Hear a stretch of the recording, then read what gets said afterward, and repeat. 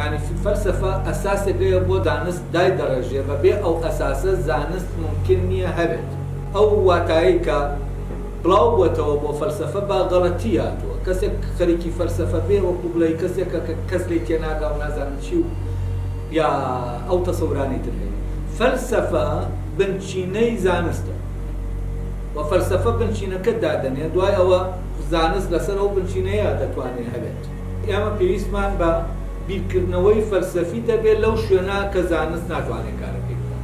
فەیلسوفی ئەڵمانی مارتن هایدگر لە شوێنێکە دەڵێ فیزیا ناتوانێت بیر لە فیزیا بکات. یعنی چی؟ یعنی فیزیا ناتوانێت پێمان بڵێ فیزیا خۆی چییە؟ کاتێک کە باسی فەلسەفە دەکرێت دەبێت واتایەکی تر واتای ڕاستەقینەکەی خۆی لە مێشکمانە ئامادە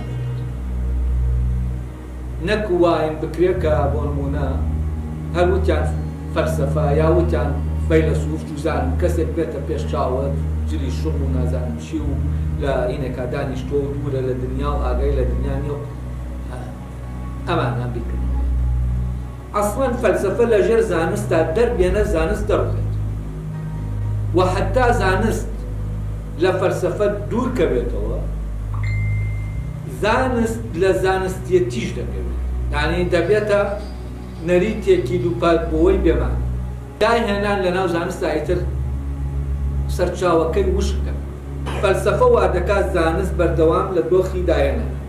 لێرەدا بۆ ئەوەی ئێمە بگەڕێنەوە بۆ ئەساسی پەروەردە بیرکردنەوەیەکی فەلسەفیمان دەبێت بەو معنایە کە دەبێت بچینەوە سەر ئەساس.